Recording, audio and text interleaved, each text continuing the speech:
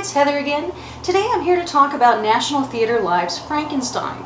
This was filmed last year when it was being performed at the National Theatre in London, and it was a new play of Mary Shelley's story, the Frankenstein or Modern Prometheus, excellent read, that was directed by Danny Boyle.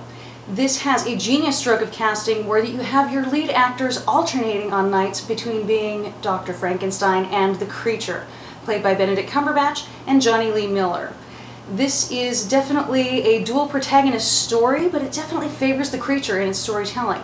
It's by no means the definitive telling of the story, but it definitely gives him much more of a voice, much more so than the 1931 one directed by James Whale, Boris Karloff. Absolutely fantastic, but don't expect any fire bad. Fire is bad, but it's much more than that.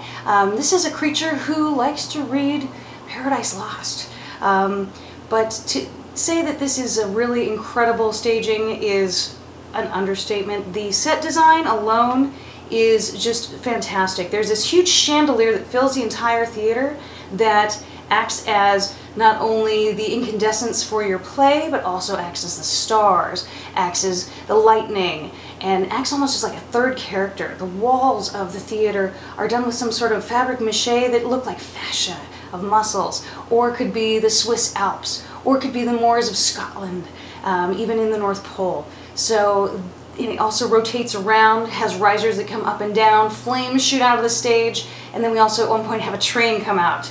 Yes, a train. Not something you see every day.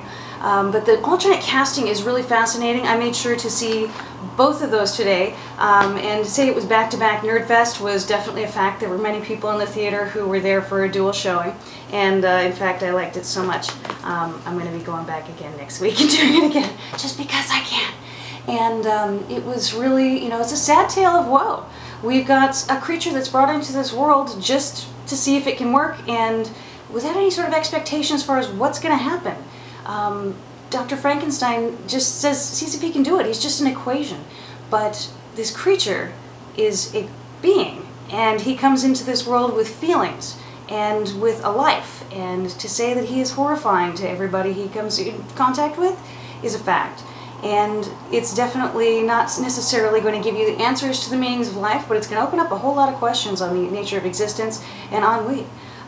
It's definitely this worst thing in the world to be lonely if you're a social creature. And to say that he is unlike anything else on this planet is the truth. And it's a really painful story sometimes. There's moments of joy and laughter, which is refreshing because not everything can be broken necks and burning cottages. But I would really highly recommend seeing this. The stage design alone, I would like to marry the stage director. Whoever you are, please accept my hand in marriage.